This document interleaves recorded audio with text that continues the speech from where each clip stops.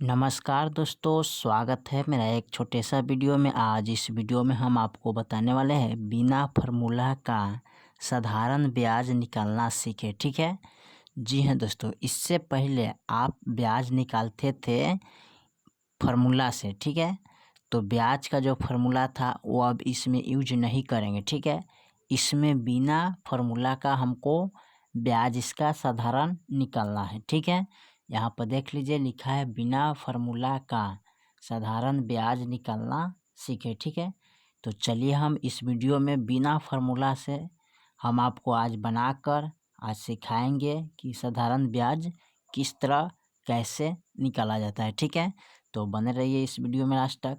तो हमारा फर्स्ट सवाल दिया है। ठीक है, फर्स्ट सवाल है 15,000 रुपया पर, ठीक है, 18% की दर से 9 माह का साधारण ब्याज निकालें। ठीक है, कितना होगा, यानी कि 15,000 रुपया है। ठीक है, और वो क्या है 18% की दर से, यानी 18% की दर से 9 माह का साधारण ब्याज कितना होगा। ठीक है, तो चलिए इसको हम निकालते हैं। ठीक है, तो यहाँ पर लिखेंगे साधारण ब्याज बराबर। ठीक है, तो सबसे पहले लिखेंगे ब्याज।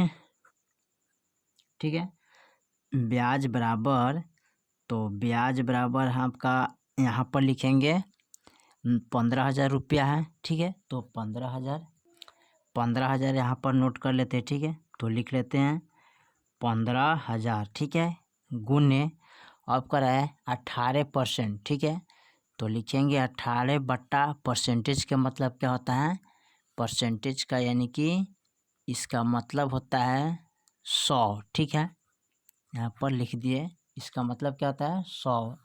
तो यहाँ बट्टा में लिखेंगे 100 गुने और 9 माह का साधारण ब्याज। ठीक है, तो 9 बट्टा लिखेंगे हम कितना जानते हैं, यहाँ पर लिखेंगे 9/12, यानी कि इसको साल में कन्वर्ट कर देना है। ठीक है, यानी कि 12 महीना का साल होता है। ठीक है, तो 9 महीना 12 लिखेंगे न, यानी कि 9/12, यानी कि महीना इनको साल में कन्वर्ट करना है। ठीक है, तो चलिए इसको अब हम कटाएंगे, किस तरह कटेगा। तो सबसे पहले हमारा आसान तरीका है 2 जीरो से 2 जीरो को हम पहले काट लेते हैं। ठीक है, उसके बाद इनको कटाएंगे आमने सामने। ठीक है, तो देखिए 18 और 12 यानी कि 6 से कटने वाला है, तो 6 तिरका 18 कट गया। ठीक है, और 6 दूनी 12 कट गया।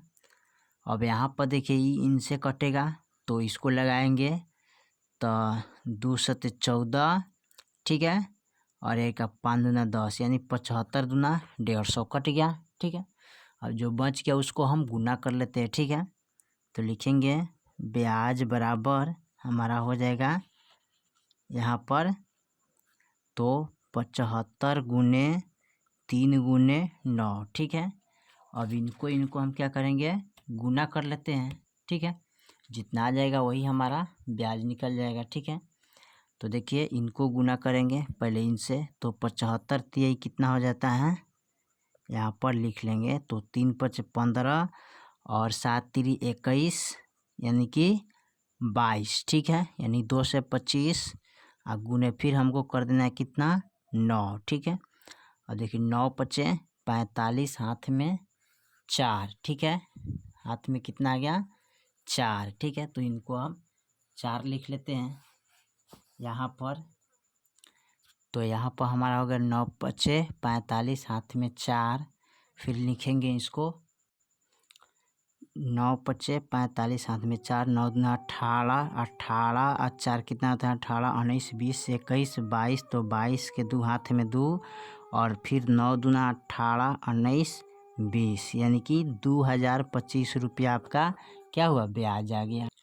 चलिए उसके बाद हम देखते हैं इसको दूसरा सवाल। हमारा दूसरा सवाल दिया है 12,000 रुपया का 2% की दर से 4 माह का साधारण ब्याज कितना होगा। ठीक है, तो चलिए यहाँ पर हम निकालते हैं।